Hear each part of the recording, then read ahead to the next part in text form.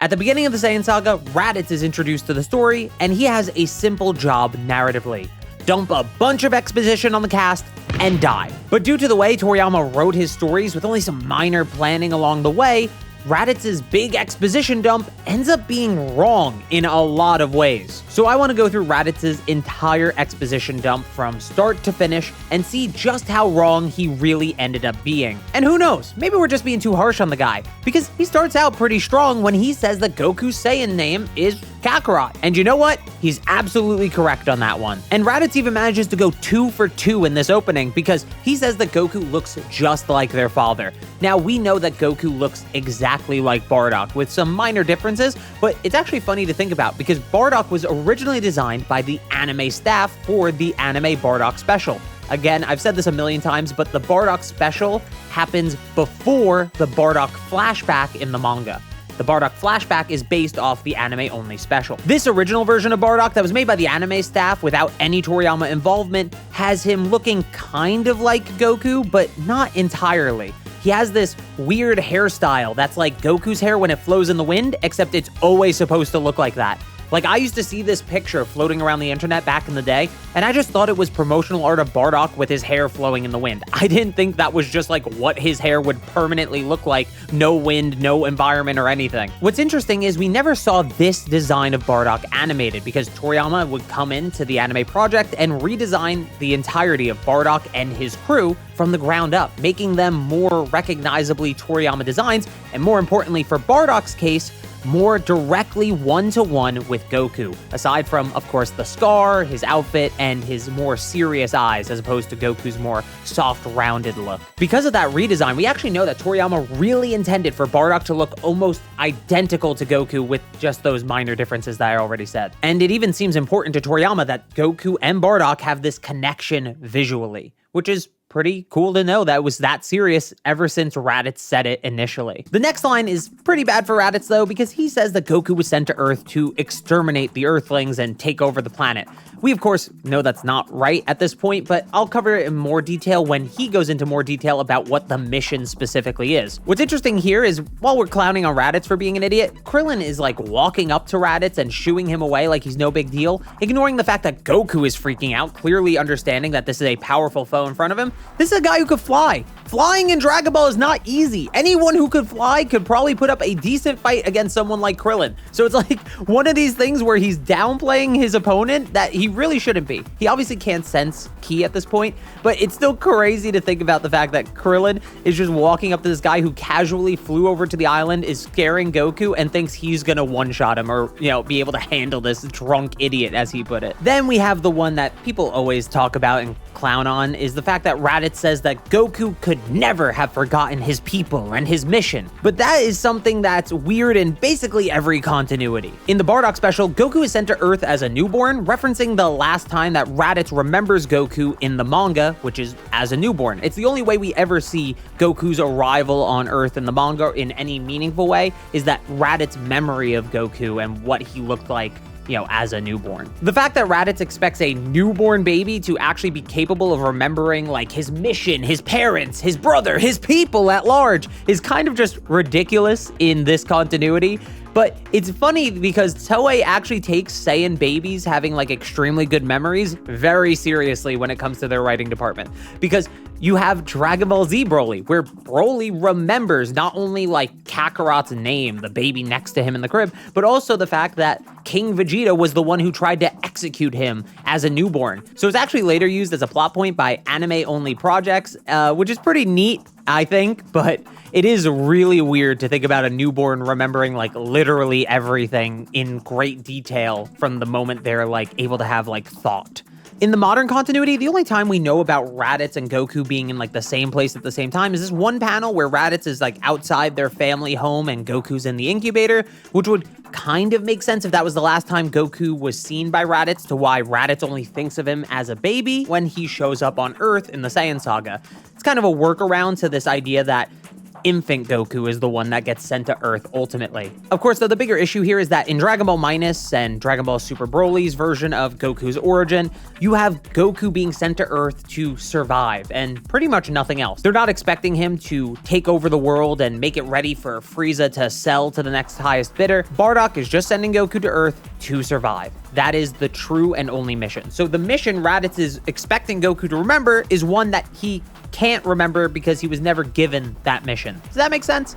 It's kind of a dumb thing for him to say on either continuity. At least the anime tried to make the Saiyan memory thing work, but here it's just like Raditz is just blatantly wrong. Of course, Goku being a little bit older does help the memory issue, of course, and the Granola arc explicitly shows that Goku's memories were there in his brain, just suppressed. Now, what's funny here is Goku does have memories of being a basically newborn in the incubator. So Toyotaro took us right back to the idea that Saiyan babies have great memories, which is pretty funny when the solution to that problem was having Goku be an infant, but now we're just like, well, Saiyan babies always have great memories. This is just the norm at this point. And of course, because we see that Goku has the ability to have retained these memories because they are later unlocked in the Granola arc, it does make Raditz being in the same panel as Goku and likely having been face-to-face with Goku in the incubator at some point mean that Raditz is correct about Goku being able to remember all this stuff, but not being able to. The only issue is the mission.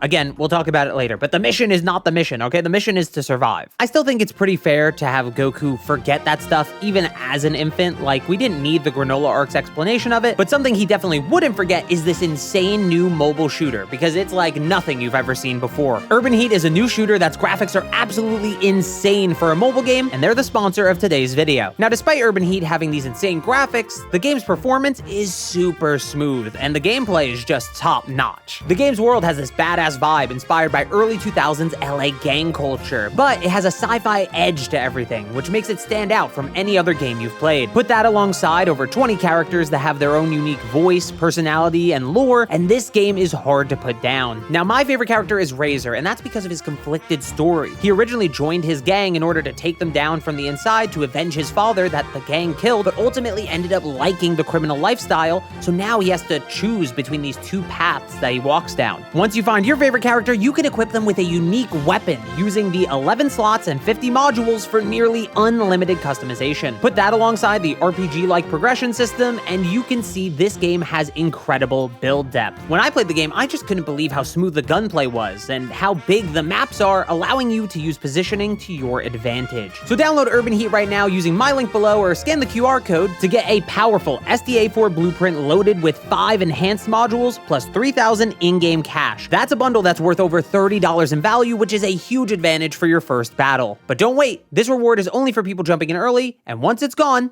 it's gone. The next thing Raditz says is he's gonna bring out Goku's memories if they still exist, and of course, he doesn't do that. Like I just said, that doesn't actually happen for Goku until the Granola arc of Dragon Ball Super, which is so far away from here. So Raditz is definitely wrong about this one. And then Raditz says what I think is one of the craziest and most overlooked lines in this entire spiel, which is, your people need you, Kakarot. The Saiyans need you to come back. We need you. And he does go into detail more in a bit, so I'll talk about it when he does, but it's crazy even just having that line at all. And that's when we finally get to Raditz revealing that Goku is a member of the Saiyan race, what Raditz describes as the strongest race in the universe.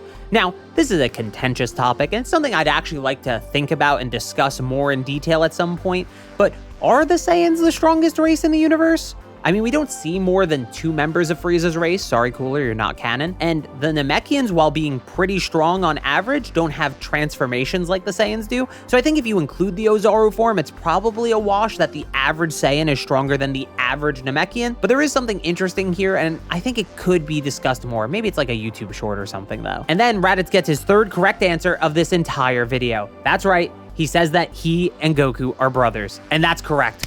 Great job, Raditz. We're so proud of you, bud. You got another one. And now we finally get to where Raditz truly starts yapping, because he says that the Saiyans are a group of entrepreneurs. They're not just warriors, they're businessmen. They're wearing suits and ties when they conquer planets because they're turning them for a profit.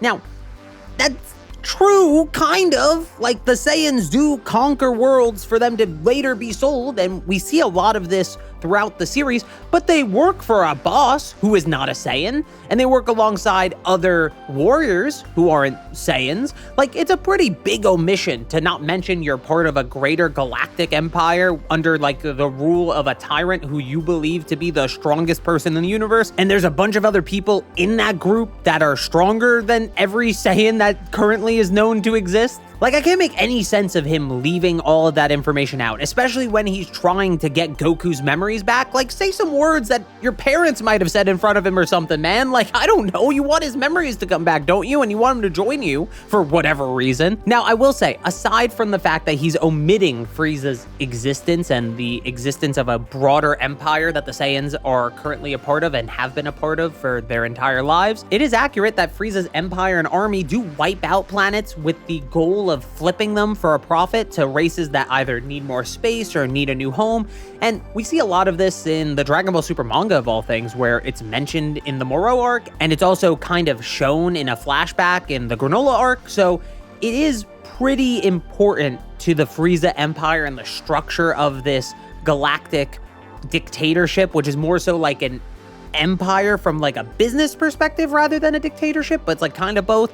I don't know, it is technically correct, but the fact that he's implying that it's just the Saiyans that do this with no help from other races, and again, without mentioning the fact that they have a boss that they have to directly report to, is a big omission. So it's like a half-truth at best. Raditz then says that fully grown Saiyans are assigned to the most difficult worlds, while young are sent to conquer weaker worlds. And that isn't really how it's ever been shown to happen or explained to happen. I mean, Raditz and Vegeta, when both of them were kids, went on missions with fully grown adult Saiyans to conquer worlds. Now, maybe they were both considered some level of prodigy or something, but Raditz isn't really that impressive, I don't think.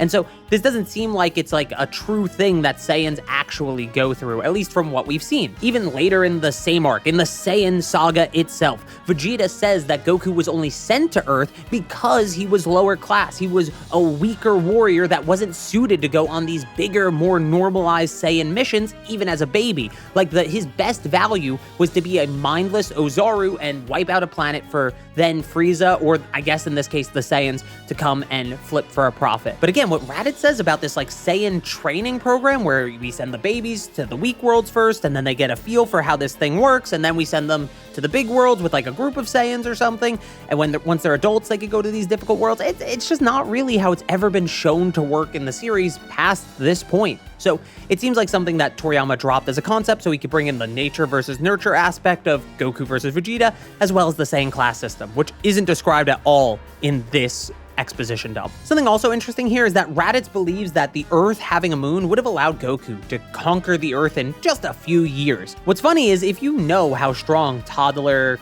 infant, and especially kid Goku at the beginning of Dragon Ball was, a 10 times boost to his power level isn't gonna overcome the top tiers. I mean, there's almost no reason Grandpa Gohan shouldn't be stronger than Ozaru Goku. He likely died in his sleep to Ozaru Goku. I mean, he explicitly survived an encounter with Ozaru Goku once. So he obviously is powerful enough to wear him down or, you know, run the clock on the full moon being visible for Goku to end up surviving it at least one time. Master Roshi is even stronger than Ozaru Goku. You also have like Tao Pai Pai would be stronger than Ozaru Goku. There's just a lot of characters that would easily handle a rampaging Ozaru Goku that couldn't be stopped or controlled in any way.